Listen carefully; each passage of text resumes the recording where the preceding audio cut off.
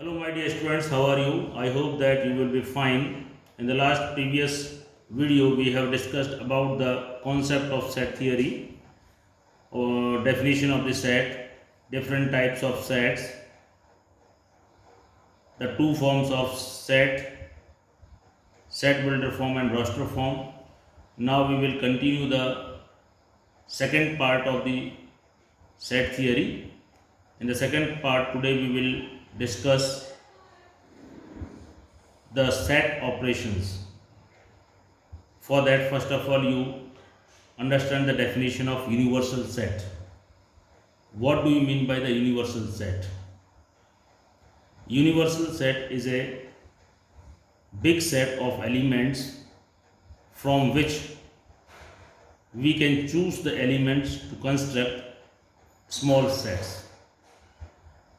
Universal set एक ऐसा set है जिससे हम एलिमेंट्स का चयन करते हुए छोटे छोटे सेट्स को बना सकते हैं, कंस्ट्रक्ट कर सकते हैं। यूनिवर्सल सेट को हम यू, ई और शाई इन तीन सिंबल से इनको डिनोट करते हैं। और यूनिवर्सल सेट जो है वो सार्वत्रिक समुच्चय कहलाता है। जैसे मैं एक इस फिगर की बात करूं, साथ साथ में वेन डायग्राम भी बता रहा हूं, तो यहाँ पर ये जो है U और E ये यूनिवर्सल सेट है। अब बात करते हैं now come to the set operations. First is the union of two sets. Union of two sets, the union of two sets is denoted by the symbol U. What is the definition of union of two sets? If we take A and B are two sets, then A union B is defined as x oblique x belong to A, or x belong to B, or x belong to both A and B. यानी कि ए union B जो आपको प्राप्त होगा वह या तो set ए में होगा, या बी में होगा, या दोनों में होगा। Take an example,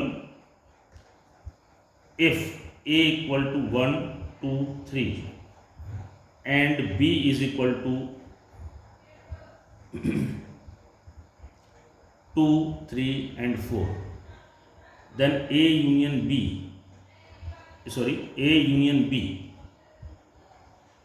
that is इन दोनों में जो कॉमन है वो तो लेना ही है, और दोनों में से कोई भी एलिमेंट छोड़ना नहीं है।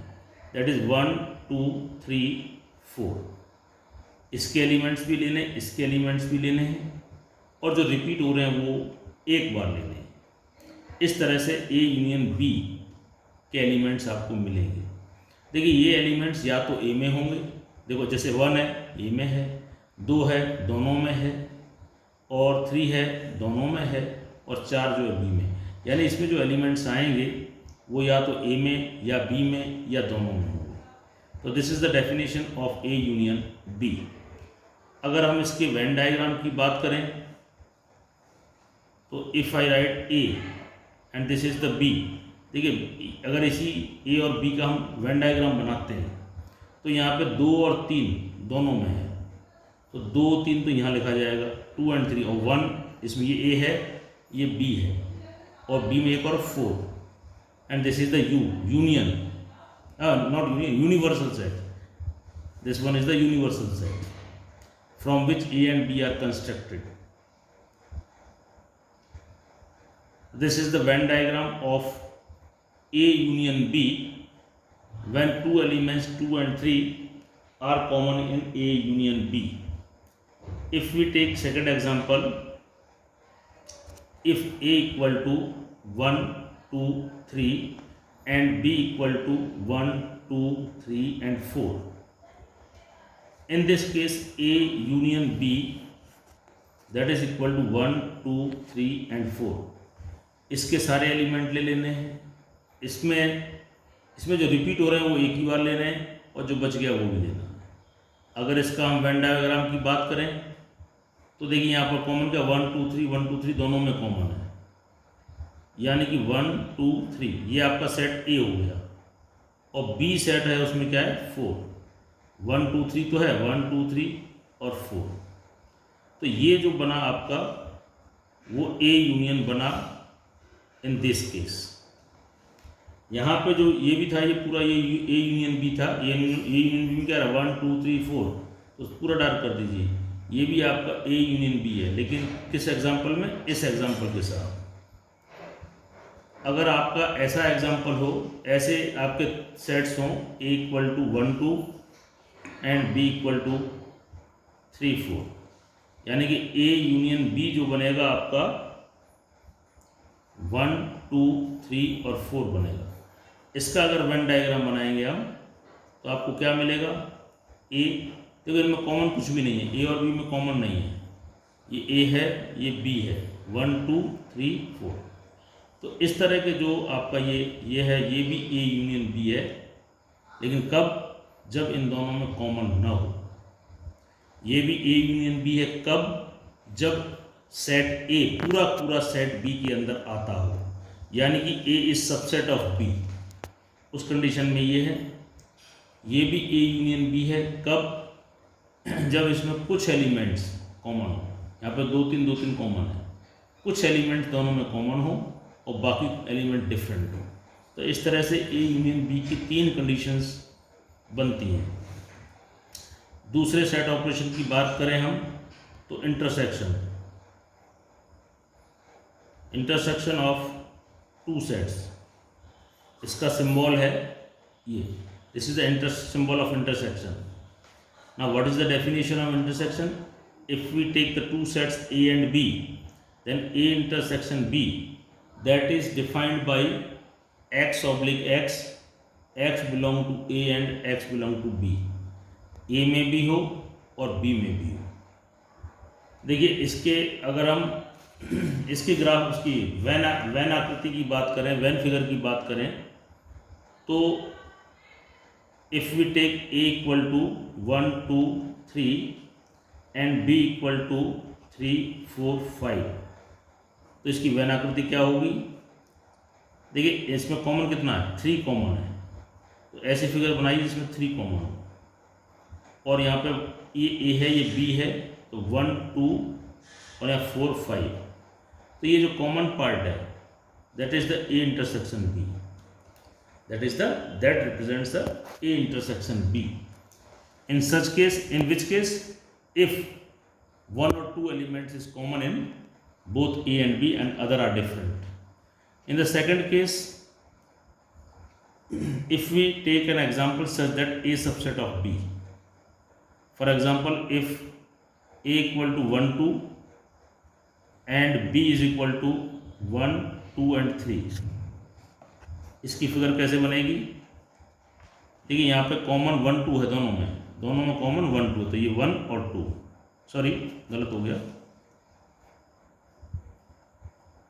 1 2 इसमें भी है 1 2, यानी कि ये सेट ए जो है वो पूरा बी में है, तो ये तो हो गया आपका ए 1 2 ए हो गया, और बी में एक एलिमेंट 3 और है, तो ये जो एलिमेंट ये जो पार्ट है that is denotes A intersection B, that denotes A intersection B. In the third case, if we take the 2 sets, सही है, if we take the 2 sets A and B such that there is no common element in A and B, if A is equal to 1 2 and B is equal to 3 4, in this case A intersection B, इसकी जो figure होगी, Venn diagram जो होगा, देखिए common कुछ भी नहीं है तो अलग अलग होंगे, A और B 1 2 3 4, this is the figure of A intersection B। When A intersection B is equal to 5, जब A इंटरसेक्शन में B में कोई भी एलिमेंट ना मिले, उसका वेन डायग्राम ये है। If A intersection B is equal to 5, then such sets are known as the disjoint sets. जिसका ए इंटरसेक्शन बी 5 हो, नल सेट हो, उन सेट्स को हम क्या कहते हैं? Disjoint sets. Now third is the difference of set. Difference of sets, sets में अंतर। A minus B, A minus B, इसकी डेफिनेशन क्या होगी? X oblique x, x belong to A but x does not belong to B. X A में तो हो लेकिन B में न हो। जैसे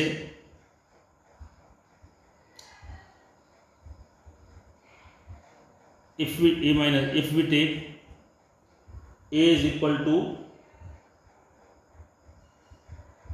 3, 6, 9, 12, 3, 6, 9, 12, 15, 18, 21,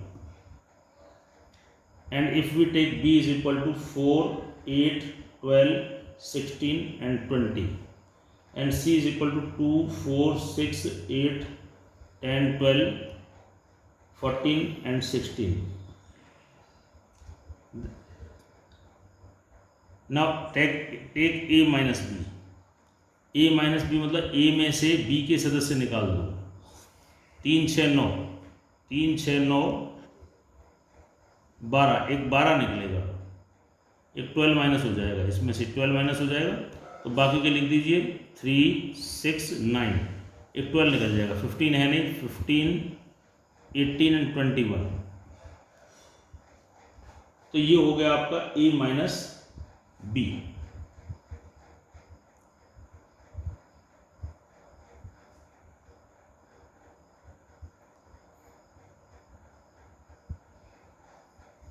तो अब अगर इसकी वेन डायग्राम की बात करें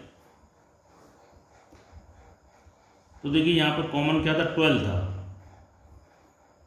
तो यहां तो 12 आ जाएगा और इसमें 3, 6, 9, 15, 18 और 21, और यहाँ पे बी में हो जाएगा 4, 8, 16 एंड 20। तो जो आपका a माइनस बी आया वो 3, 6, 9, 15, 18 और 21। This shaded portion denotes a minus b. This is the universal set. This u is used to denote the universal set, or in other words you can use e. So here this shaded portion, this is a and this is b. This shaded portion is known as a minus b. If the sets are disjoints, अगर a और b में common नहीं है कुछ भी, जैसे second part, जैसे if a is equal to 1, 2 and b equal to 3, 4, here a intersection b is equal to 5, disjoint sets। अगर यहाँ पे a माइनस b निकालें तो क्या आएगा? 1, 2, इसमें से ये घटा दो, 1, 2 में से 3, 4 घटेंगे नहीं तो 1, 2 ही आएगा। अगर इसका हम वेन डायग्राम बनाएं तो ये है a and b, this is the universal set. तो a माइनस बी, a क्या है? 1, 2 और ये है 3, 4, a minus B, this is the a minus B, क्या आएगा? 1, 2। तो आप इस 1, 2 को डिनोट वो कर दीजिए, शेड कर दीजिए। This shaded region shows a minus b when the two sets are disjoint, जब दोनों सेट्स में कोई भी एलिमेंट कॉमन न हो। देखिए ये भी a माइनस बी की फिगर है, ये भी a माइनस बी की फिगर है, लेकिन ये कब है? जब दो सेट्स ऐसे हों जिनमें कोई भी एलिमेंट कॉमन न हो। ये तब है जब उसमें एक या कुछ एलिमेंट्स कॉमन हो। तो ये जो कॉमन वाला पोर्शन और b का पोर्शन, ये छोड़ करके जो शेष भाग है वो a माइनस बी को डिनोट करता है। अब देखिए थर्ड केस है आपका, if a is equal to 1, 2 and b is equal to 1, 2, 3, it means a is a subset of b।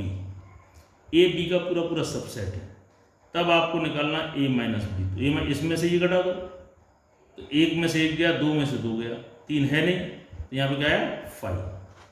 इस स्थिति में इनका वेन डायग्राम बनाएंगे तो आपका देखिए ए बी के अंदर है, तो ये तो हो गया आपका ए और ये हो गया आपका बी। लेकिन कोई भी ऐसा भाग नहीं है जो a माइनस बी डिनोट करे, because a minus B is 5 here, there is no element in a minus B. तो a माइनस बी का कॉन्सेप्ट आपको अच्छी तरह समझ में आया होगा, ऐसी उम्मीद करता हूं। अब बात करते हैं हम कॉम्प्लीमेंट सेट की। Complement set, complement, the symbol of complement set is denoted by if we suppose the set A is the set, then the complement of A is denoted by either A dash, AC or A bar. These are the three symbols used to denote the complement of A. What is the definition of complement of A? That is nothing but universal set minus set A. If universal set is 1, 2 up to 10 and A is equal to 1, 2, 3, then A dash is U minus A, that is 1, 2, 3, 10 में से 1, 2, 3 minus कर दीजिए तो 4, 5, 6 up to 10. This is the complement of A in this case. In this way you can define the complement of complement set. Now come to the symmetric difference of two sets.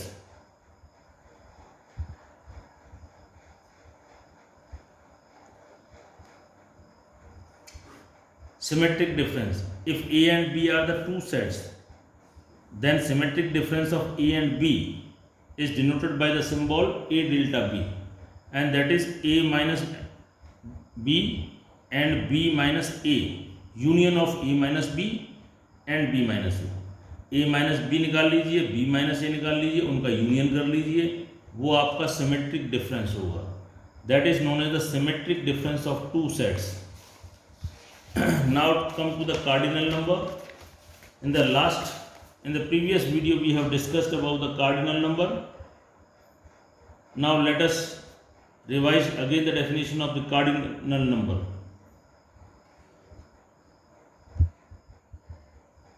What do you mean by cardinal number? The number of elements present in a set, that is known as the cardinal number. If I write the set A 1, 2, 3, 4, then cardinal number of A denoted by the symbol NA, and that is 4, number of elements. In set A there are 4 total elements, therefore NA is equal to 4. Now there are the two formulas for the cardinal numbers. One is cardinal number of A union B, that is defined by n of A plus n of B minus n of A intersection B. In second case, if we take the three elements, three sets, then n number of cardinal number of A union B union C, that is equal to n of A plus n of B plus n of C minus A intersection B minus n B intersection C minus n C intersection A plus n of A intersection B intersection C. Let us understand the concept of this formula by taking an example. Let us take one example.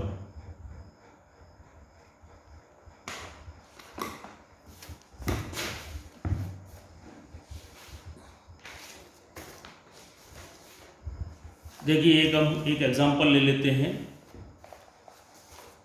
कि इन a college 500 students study mathematics and 400 students study economics. If 200 students study both the subjects, find the total number of students enrolled in these two subjects.